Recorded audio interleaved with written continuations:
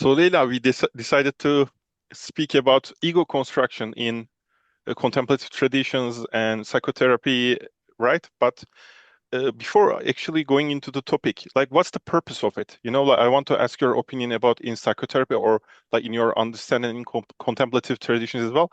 So, in order to discuss the construction or let's say destruction of ego, but Mhm. before that, if we want to analyze a tool, we need to analyze the uh, purpose, right? So, what's the purpose while we are starting to, let's say, psychotherapy or contemplation traditions in your understanding? Well, I think it's completely dependent on the person, right? The practitioner. Um, from my perspective, as both as a psychotherapist as well as a practitioner of Taoist meditation, Buddhist meditation, um, I'm, and we've had this conversation before. My path is more of a gradual one. It's a gradual one in the sense that I don't even I don't even aim for ego dissolution. Hmm. I call it more ego loosening or ego softening. Hmm. And I think those two, if you agree, I don't know if you agree, but I think those two are very different things, right? So Hmm. um, Yes. for me, the gradual path involves, it's almost like a twofold path Hmm. where a lot of the upfront work that I've been doing has been to through Taoist meditation as well as Buddhist meditation and also body movement. Hmm. So it's, Tai Chi, Barwa, Wudang sword is to um, is to really meet myself and my rigidities, my rigid beliefs, my rigid patterns, or fixed, let's call it Hmm. fixed ideas of myself. Hmm. And these can be anything from very gross things, like gross as in I need to have the toilet seat down, right? All the time. That's like at the gross level, all the way to the subtle level of recognizing that I have a tendency, for example, to not feel comfortable unless everything is just so, right? And then it goes even more subtle as time goes by. Hmm. So for me, the psychotherapy really um, dovetails very well into this because what we're doing in psychotherapy is we're looking at really a constructed sense of self and seeing if we can change the sense of self. And that can be anything from worldview to being attached to old traumatic stories, certain belief systems that we hold on to, so about the world, about ourselves, and also about the people that we're in relationship with. So that's kind of where I start from. And then the ego dissolution part, I don't even know if I'll ever, like, I mean, yes, maybe there have been glimpses of ego dissolution, but I don't know. I've never experienced what it's like to live from a place of ego dissolution. And frankly, the other piece of it is, and you and I have talked about this, is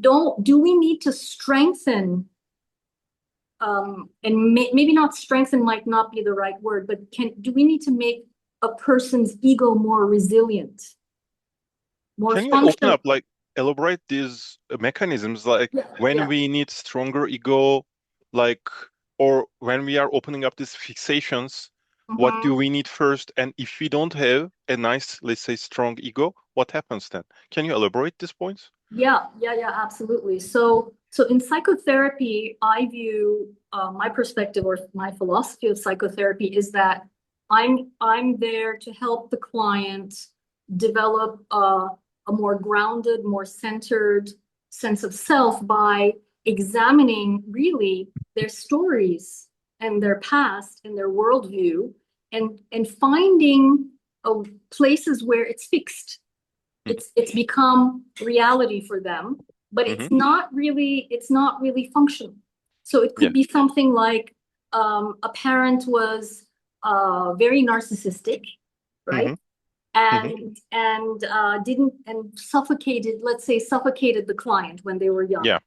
Mm-hmm. And so then the person grows up to then see their relationships and look for suffocation, like feeling Yeah. like, oh my God, people are violating my boundaries right and left. But Mm-hmm. that's not necessarily adaptive, and it's also not necessarily quote unquote reality, right? I mean, Yeah. we talk about what is reality. Yeah. So then the task would be to make those unconscious patterns conscious first, Mm-hmm. so that there's awareness and you can look at them as the Mm-hmm. client. Mm-hmm. And then the second piece is to create space for a different sense of self to emerge. That's more Yeah. adaptive, that's more flexible, that doesn't necessarily react according to their history, right? Mm-hmm. That they Mm-hmm. can react more to what's happening in the present. But, Mm-hmm. and this is what I want to throw back at you, but it still requires a strong sense of self. Can I elaborate on this point? Like, for like, why it requires this, or if someone doesn't have this, when you, let's say, show these rigid points, why it backfires? Can you Mhm. elaborate on these mechanisms a little bit? Well, if somebody doesn't have it, the idea of therapy is that you help the client get to a place where they can develop a more, let's say, adaptive, functional sense of self. Mm-hmm. Where it becomes a problem, I think, is if people go into um, practices that create either ego dissolution Mm-hmm. or destruction of certain belief systems very quickly, right? Oh, yes. That's where I think it becomes a problem. And so it's interesting to me that, I mean, this brings up this question of, well, they didn't have psychotherapy 1,000 years ago, and Yeah. Tibetan Buddhism was still around. Yeah. How did people manage if people didn't have strong, resilient, functional, adaptive egos? How were they able to get through that destruction process that happens? It's really interesting. Right? So yeah, there are a couple points actually. Like there are many points, like when you're speaking, like coming in my mind, like, well, oh, how will be this, like match with this or not. So a couple of the points are first, now I'm talking in respect to completion stage practices generally. Like Mhm. the weave from completion stage doesn't mean we don't do the gradual step-by-step practices, but view of completion stage. So here, basically, in many transformative practices, I will use Lamalena's example of, she said, when you are little and your teeth, like baby teeth, is falling off, she said, you remember you're wiggling it, like back, forward, forward, until it is loose so you can pluck it. So identification or rigidness in belief systems, we are doing this, wiggling. Like this is path of transformation, actually. Mhm. So in this or gradual path, I would say, from the eye of completion stage. But here it becomes interesting too, because if your belief system is it's too bad, then the teacher basically introduce you some kind of a practice or a view that is actually really nice. Like what? Uh, let's say you have kind of a chronic pain in your Mm. body, Mhm. and it somehow shows something somatic, right? Mm. So then, let's say a teacher will instruct you to go into awareness to find this joy in the pain, let's say. Mm. Mhm.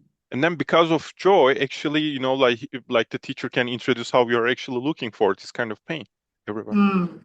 Mhm. And then your belief system starts to mixed up, right? Oh, like what Yeah, I'm doing. So it starts wiggling, this teeth starts wiggling. right. Belief system about what this sensation is until it is loose so you can pluck it. Pluck is the fixed belief system, and in response to, let's say, fixed perceiver, now like this I, rigid sense of I, now loose. So you can Mm. pluck it. So it's not Mhm. disturbing the meditation right now, like not disturbing the view. So Mhm. basically, I can say this is the path, but so when you disturb someone's stories, in Buddhism, like there are two safety mechanisms like this in the Middle Ages too. One is called merit. Why merit? Because if you wiggle their story too much, then they say, okay, if this is empty, because in Buddhism we believe that many of the wrongdoings, let's say violence, actually feeds self-righteousness. So stronger belief systems actually connected with wrongdoings. So if you wiggle too much with this kind of people, then they will ask this, then why I was doing all these things to people, right? Because if you shake their belief system of self-validation, right? Like through these stories, like I was right, this happened, like they asked for this, then okay, like they start to see the picture nakedly, right? And this naked picture can be really harsh on the system. Yeah, but see, that's Yeah, what I want to ask you there is yeah, if they are not strong enough, and by exactly. strong I mean able to hold the harshness and the disappointment and the Yeah, change in their beliefs, right? yeah, They're going from blaming other people to seeing that they were doing wrong. If their egos aren't functional enough and resilient enough, exactly, what happens? exactly. So here there are two approaches, like gradual and more higher view. In gradual views, basically you are building, like the teachers kind of let you build an identity around being a bodhisattva or a practitioner. And now your self-identification starts to shift on merit or your, let's say, dharmic behavior up to a point. Got it. Okay. Actually, students are allowed to hold on to this ego until Okay. a point. Okay. So Un this is where yeah, psychotherapy and Tibetan Buddhism actually converge, because that's what we yeah, do in psychotherapy is we're also wiggling the teeth in a different kind yeah. of way, right? We're helping them wiggle their teeth. And the new and I guess we call it scaffolding. I don't know if you guys Hmm. use this term, No, is scaffolding means having once you wiggle and things start to loosen up, you need something else to hold on to. exactly, Right? exactly. That's the scaffolding, is that then with Tibetan Buddhism, that's the identity of bodhisattva, becomes the Yeah, scaffolding, becomes the new yeah, identity. And in psychotherapy, it's the functional, adaptive, yes, basically the person who doesn't do wrongdoing to themselves and to others, really. I mean, if you exactly, want to use those terms. So there they converge. exactly. This is where they're converged, but there is one other point. This is why I Yes. separate now the completion stage and the, like gradual path. Mhm. Because in gradual path now, developing the qualities of bodhisattva starts to become an attainment. Mhm. And you become So attached to it. exactly, Yeah. because now there is attachment to this new identity. Basically, we are, like leaving the zebra for a horse. So Mhm. in like Dzogchen yogis or completion stage teachers, like Dzogchen or Mahamudra teachers, generally they don't let a student spend too much time in this because of this reason. Because the problem here is students or practitioners' attachment or desire to have an identity or wanting things to be in a way still continues here. So instead, because of this, they still are given an identity, but this identity is ingraspable and universal, Buddha nature. Mhm. Mhm. So this is why completion, this is say taking the fruition as the path. So Mm. taking fruition, you are already Buddha, like this kadak, primordial Mhm. purity, and you cannot obscure it. So this is really, really like say you cannot obscure it. This means, Mm. I'm not even able to do any wrong to it. So but this with a safety mechanism, everyone has it, not just you. Dog has it too. Yeah, but So so yeah, here's where my question comes up is if you go through this phase of creating a new identity as a yeah, bodhisattva, yeah, and in psychotherapy, the equivalent would be being a better human being, being, a better human being both to yourself and to other people. Um, Even if you are still going for a universal attribute as a yeah, bodhisattva, you still take your ego with you. your Yeah.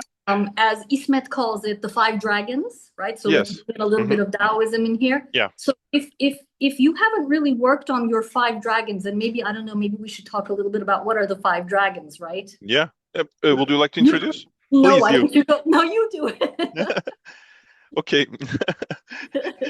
Short string. Okay. Okay. So as far as what I understand, basically the red dragon is fire. I'm sorry, the red dragon is ego, but I would maybe, like try to elaborate it as this of joy of ego's ability to control or manifest. I would say like emotional. And yellow dragon is social worry, basically, and response to social worry, anxiety, maybe. Being caught up in fixed social and cultural values. Yeah. Yeah. Okay. Yeah. And green dragon, inconsistency, Ismet say impermanence. But what I understand from this word is kind of an inconsistency. Right. Uh, uh, and maybe some kind of immaturity too, like green dragon in this aspect, I suppose. And what counters Black this? Yeah, black dragon are body, survival fears. yeah, survival fears and are concerns and comfort relating with the body. And then the white dragon, which is discipline or ritual, like our addictions or our habituations onto ritual, like Right. right, Our ritual like behavior. basically our attachment to very fixed ways of doing things, right? Yeah. So these five dragons, we can still take them with us, even if we develop a bodhisattva identity. And so my question then because as a psychotherapist, I'm constantly working on the five dragons. We don't call it that, right? But I'm constantly working on that with my clients in terms of, which of these five dragons pops up and what's the story, the underlying narrative that dragon feeds. There's always a dragon Yes. feeding the narrative, the Yeah. story, right? Yeah. So Do you think this is connected to red dragon? what is? Kinda, like when it feeds the story of personality. Well, they all have stories. Okay. So Okay. if I'm caught up with the black dragon, let's say, right? If I'm overtaken by the black dragon, I might be walking around in the world constantly afraid that somebody's going to attack me. Or I Yeah. might be constantly afraid that I'm not going to have enough money to take care of myself. Yeah. These are all like survival fears. So, and then we create stories around them, and then we create identities around those stories, right? Yeah. So that's sort of where my focus has been in my life. And yes, I'm also a practitioner, and I'm also doing the emptiness meditation and seeing impermanence in all of this stuff. But as a psychotherapist, that's kind of what I work on.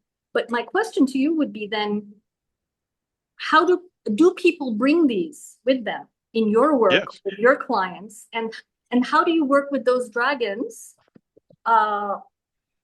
while they're working with you, while they're studying with you? So basically, I will again use Lamalena's example. Is really good when we are working with these things. Like I think we can also connect these to afflictive emotions, right? Yes, Five absolutely. dragons.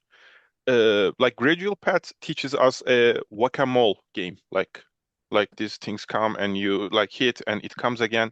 Lamalena says in the long run it is not productive. Because when you actually repress an emotion, let's say you are angry and because of this, like you are affected more from, let's say, red dragon or something, and then somehow it controls your behavior. If you say, okay, I will change this behavior, then there's a repression of emotion. Not necessarily. Remember, Ismet says, do not repress. Remember? He says, he's of, he says, do not repress any of that and let it come and then let it pass. Yeah. So you're actually looking at it and Yeah. first of all, you're making it conscious, because a lot of times the Yeah. drive us in through our unconscious. I guess you would call this the pull, right? In Taoism, Yeah. it's kind of like unconscious motivations that then impact how we are in the world. Yeah. So it's not that there's repression. It's more that you bring it up to the surface, you examine it, and there's some techniques that are very similar, I think, to what you also do in Tantra, which is you become very aware of the emotions in your body, and you examine them, and then you also feel them, and then you watch them move out, right? Because they're not permanent. Yes, but I would say in the like completion stage perspective, not even watching it move out. So basically, direct nakedness of them is the solution itself. Yes, that's So why I'm so curious as to yeah, how then bringing it back to somebody who doesn't have a strong enough, resilient enough ego, adaptable and flexible, willing to change, for example, how do you take them directly to the view? Do you take them directly to the view? no. First we need to build, actually, yeah. First we need to build, like, not for everyone, but for many people, let's say 999 out of 1000 needs these actual steps. First is awareness of an object should be stable. We can also think about insular cortex in the brain. So the body awareness, or like awareness of the sensation, should be stable. And then basically when the emotion starts surging, whatever emotion it is, mind should be able to redirect the attention into emotion, not into story in life. Yes. Yes. This just one step. Then the second step is then redirection of different networks, like not, let's say, exhaustive empathy, but caregiving compassion. Like this kind of redirections to self and other. So if we don't do this kind of architecture in the nervous system, I think if you just hit it with wisdom, like just destroy all kind of concepts, the amount of unknown and the stress on the system cannot, it is not manageable. Absolutely. Yeah. But Okay. there is another way too. Like, this is really secular way of understanding the preparation. The other way is really trusting that the teachings you are getting it from is awakened.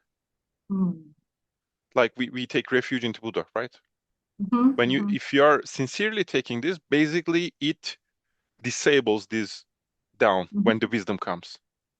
Because you are, but basically I think the brain architecture is really similar. Like the other path I described, and when you take refuge with devotion, basically because whatever stress comes, the trust goes beyond. So system is able to relax into that. Right. So You bring up, destruction, yeah. Yeah, you bring up something very important. And again, I think this is a convergence with good therapy. Somebody just started doing some research on, like they do all this research on which therapy is the most effective and best and all of that. Yeah. But they're beginning to find that there's actually not, even though there's a lot of research on how cognitive behavior therapy is the best, right? It's not. There's a lot of research now that's showing that the modality doesn't matter as much, but one of the key factors in helping shift somebody's life and ego and well-being is very dependent on what's called holding space in therapy. So it's key, and it might be one of the key aspects of a therapeutic relationship is being able to create a safe enough environment that the person can actually go through the destabilization. And so it's something similar to what you're talking about now. You're taking it one step further, which is, you take refuge in the Buddha, but you as the teacher are actually in some ways channeling that safety. Exactly. Right? So it's very important to have a lineage holder or Exactly. somebody who's able to create that sense of safety for people so that they can kind of fall apart if they have to, right? Exactly. Temporarily. I think it is not about, like going into holy symbols, this, that, or the authority of lineage, but the aspect is if someone hasn't went through a hardship and transformed it through a teaching, they Mm. cannot really teach it effectively. Because Mhm. when, let's say, Lama Lena says that a student was saying, like they were homeless on the street, and like we were going in a really bad situation, and you can see the stress that while they were asking their question to Lama Lena. Lama Lena was listening, and she said, like, have you ever, guys, like to everyone, a good lot of sitting can save you from like many afflictions. Like this was the answer. And then she Mm. turned, oh, like going into the street homeless. Like it happened to me a lot of times. It's really nice. And she continued. So like this only works if you have a deep trust that the teacher went through all this. You see what I mean? And they are not lying, they are not abusing. You see what I mean, right? They did not this, done that, and like their teacher went through these teachings in a lot of hardships, and Mhm. it's really stable. So when someone starts to see this, right, like this growing, oh, this works. So it's really nice. So a teacher says, okay, you can be afraid, you can be angry, this, but your true nature is beyond that. It's okay. Then Yeah. the system Well, just relaxes into awareness, right? and also it just occurred to me that this kind of holding of space is maybe even a temporary externalization of the idea of developing a witness, that stable attention, Mm, right? So you exactly. have this person in front of you, That's beautiful. therapist or Buddhist teacher, meditation teacher, and they're holding space for you, but they're actually modeling how to witness. So because both in therapy as well as in meditation, right? There's a temporary split between the witness and the witnessed, right? So Yeah. all the rigid, fixed stuff and the traumas and the emotions and all of that, they come up in both of our practices. Hmm. But there's a witness there that's Exactly. witnessing it. We're That's developing a beautiful. witness. Yeah. And so it just occurred to me that there's this, having a therapist and a teacher, right? Hmm. Meditation Hmm. teacher is an externalization of the witness. That's beautiful because, like in our refuge prayers, even we start with external refuge, Mm-hmm. internal refuge, like archetypal refuge, internal refuge, non-conceptual refuge, ultimate refuge. Right, Basically, this is the stage of awareness, like the witness going from outside to going in, to going right, non-conceptual to going universal. right. So it's like basically the teacher is seen as the facilitator of developing this witness in a safe way, I think. Mhm. So yeah, I think you really catch this in a Yeah, like yeah, yeah, yeah. subtle way. Well, and that just goes going back to this new research that's coming out that it doesn't matter what type of therapy you do, but it's really the holding of that space Mm-hmm. that that is really one of the key factors to people feeling safe enough to let go of old identities and Mm-hmm. maybe rebuild or build a new identity that's more functional, more resilient, right? Yeah. Yeah. Like it goes into Pure Land teachings as well. Like Buddha is asked how to create a Pure Land, meaning this perfect space of Mm, really nice people. Let's say, like everyone is kind of nice in this perfect mm, space. Buddha was only, like talking about uh, his own practice. Like a bodhisattva's this practice, like internal practice, like result with this. A bodhisattva's internal practice result with this. So in this aspect, even this holding space, like quality of holding space, actually depends on the space holder's qualities of representing a space holder, but not the teaching, not the specific details of the teaching, not the differences of teaching. If the space holders, let's say, internal attributes, which mm. gives rapport, right? It's called rapport, like Rapport. this, Yeah, yeah, yeah, yeah, yeah. Mhm. rapport into the field. I think the field just purifies itself in time. Absolutely. Yeah. Yeah. I mean, if you have a therapist or a teacher who is constantly anxious, caught up in their own traumas, caught up in their own stories of who they are and rigidly attached to them, I don't know if they would make a good therapist or teacher, E- right? Exactly, Yeah, exactly, yeah. Well, and exactly. that's why it's so important, for example, for therapists themselves to go through therapy Yeah. so that they're able to, I guess, purify. We're Hmm. talking really about purification, to kind of face some of these difficulties and challenges so that they know what's happening. That's where also Yeah, the empathy and compassion piece getting modeled also comes in, right? exactly. Yeah. Exactly. Because this emptiness is not just dissolution of ego, because in Buddhism, like what we are taught is not dissolution of ego. First, there's unhealthy ego. Basically, its signal is fixed. Second, Mm-hmm. healthy ego, it's flexible. Signal is being flexible. Third, Mm-hmm. luminous ego, meaning these first two together. So it is not about no ego.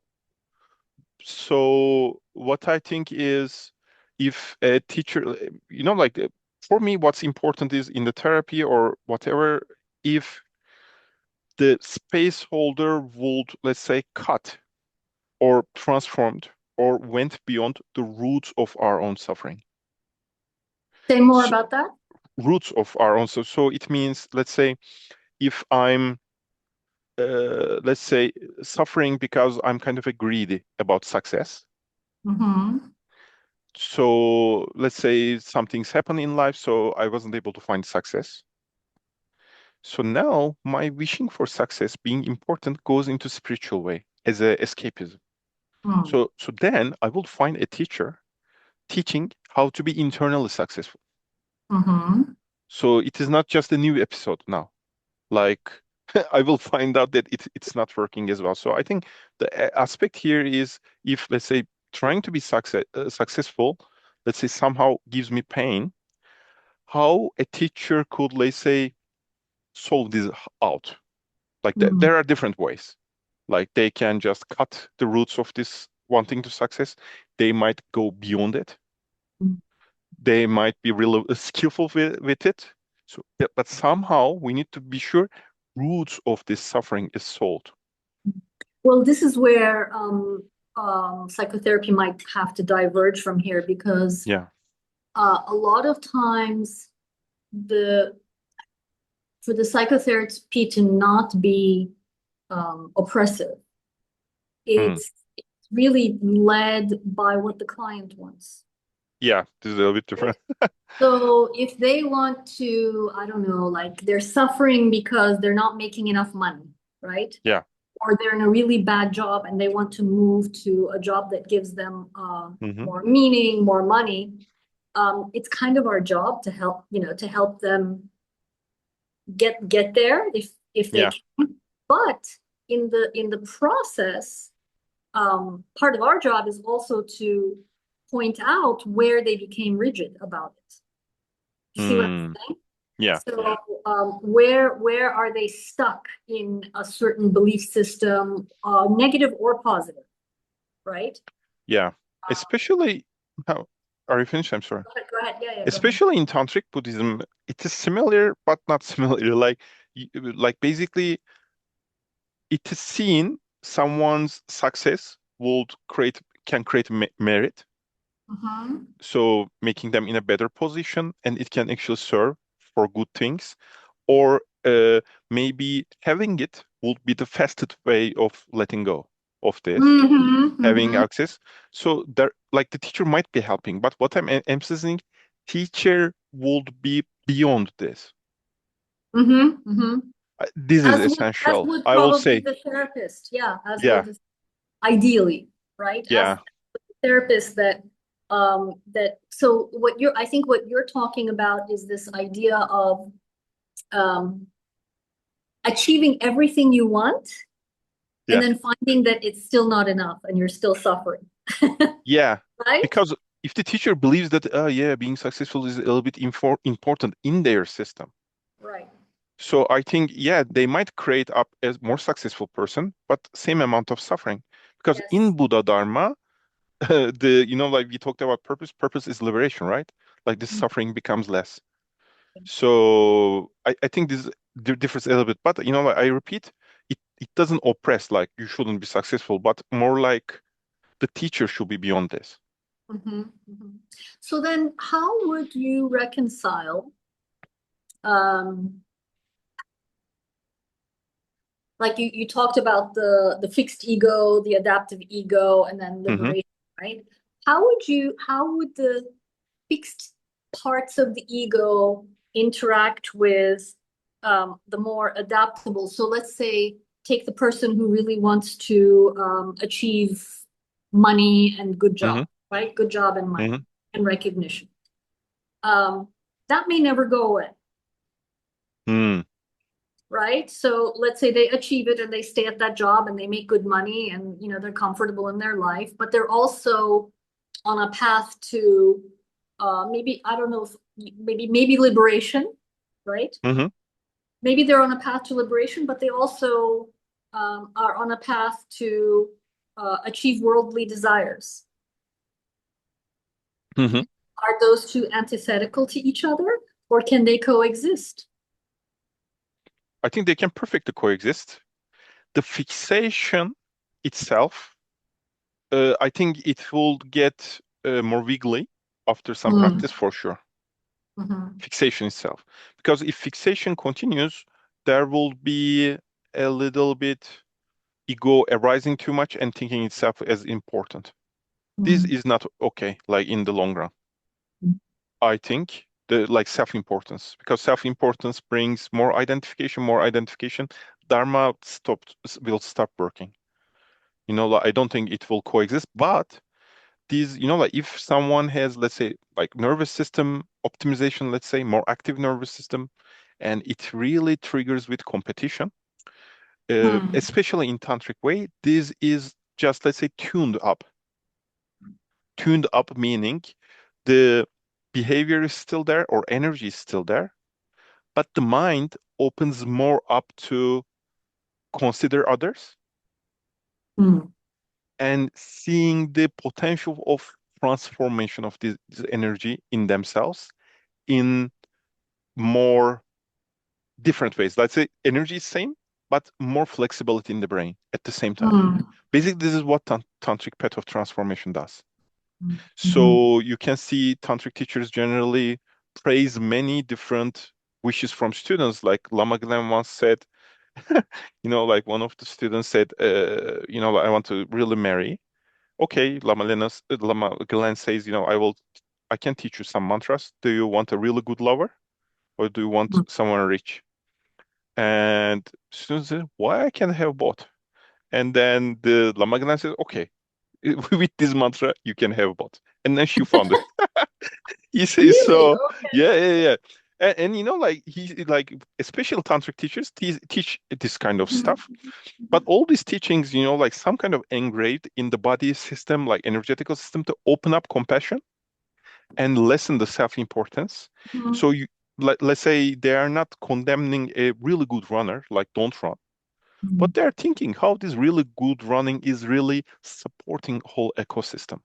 mhm, How can this be attuned into not self-serving, like self-obsessed and fixated, but how then this can open up further relaxation into the mhm. environment. So I So think I, we're I I think this is better because if you repress that energy, it will hit back. You see, like it will go back into gradual path actually if you try to repress it. right. Well, so what we're really both talking about is this idea underneath all of it, if we're talking about the gradual path, it's becoming more and more uh, able to be flexible, to Yes. adapt, and to let go of what's rigidified when we develop that kind of willingness, Yes. right, to shift. There is this thing also in psychology that they're now beginning to talk about called predictive processing, which is like a Mm. neuropsychological term. Hmm. And Hmm. and the idea there is that the brain predicts what's next in their reality based on their history, things that they Yeah. have experienced in their Yeah. history. And a lot of times that predictive processing creates error it's a nervous system error, because what was Yeah. experienced in the past is not going to necessarily inform the present or the future. Yeah. And so the idea behind successful psychotherapy is to actually mess with that predictive processing in such a way that you bring up the fixations.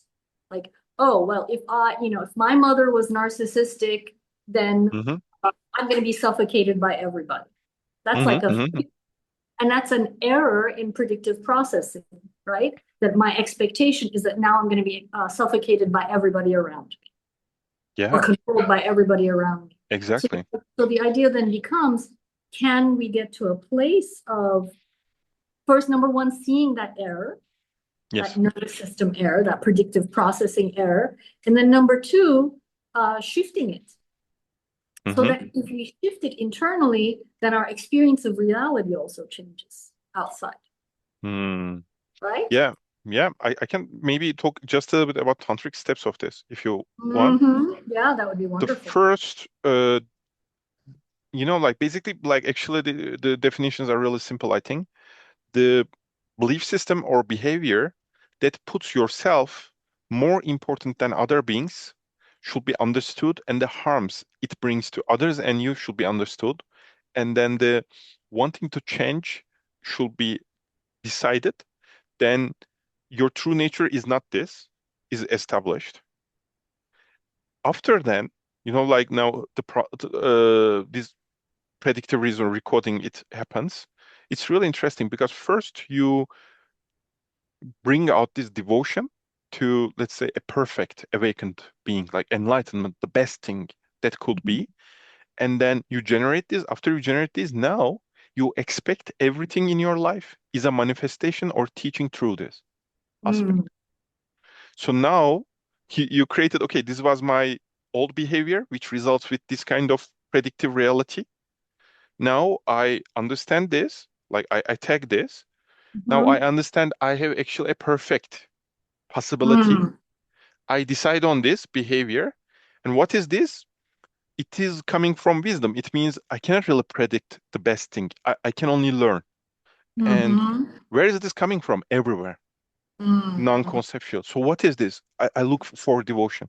So I think this is yeah. It's What very will similar. what will be your take on this? I don't know. Well, Like this is the Patrick. Yeah. it's very similar in some ways. What you're doing is you are making a decision to change your reality, Yeah. right?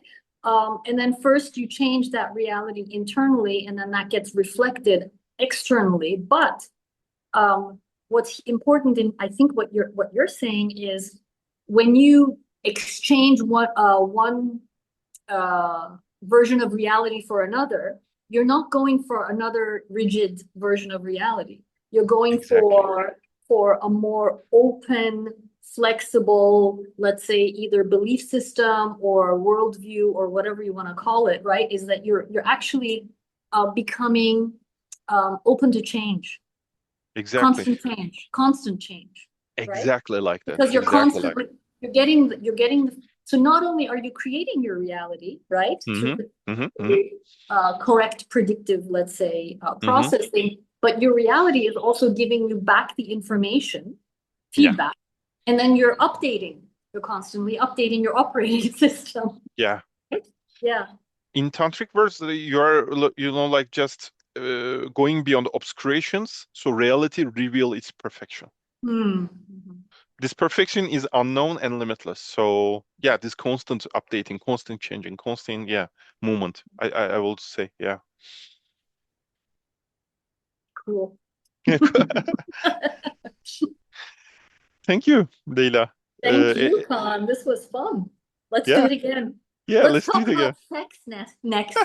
Let's do that. It will be really beautiful. I Yes. think it's really necessary also. Yeah, I think we had this conversation around, like, how does sexuality play out in, sort of the psychotherapeutic, or because I'm also a sex therapist in that Yeah. world, versus in some of the practices that you also Mm-hmm. teach, right? Yeah. Yeah. Uh, Well, no. let's say, yeah. Not Okay. sexual practices, Yeah, yeah, but yeah. practices. how to relate with Relational. sexuality. How to Right. relate with sexuality. So I think that's really important. A little bit, let's say, a little bit trailer. Yeah. Actually,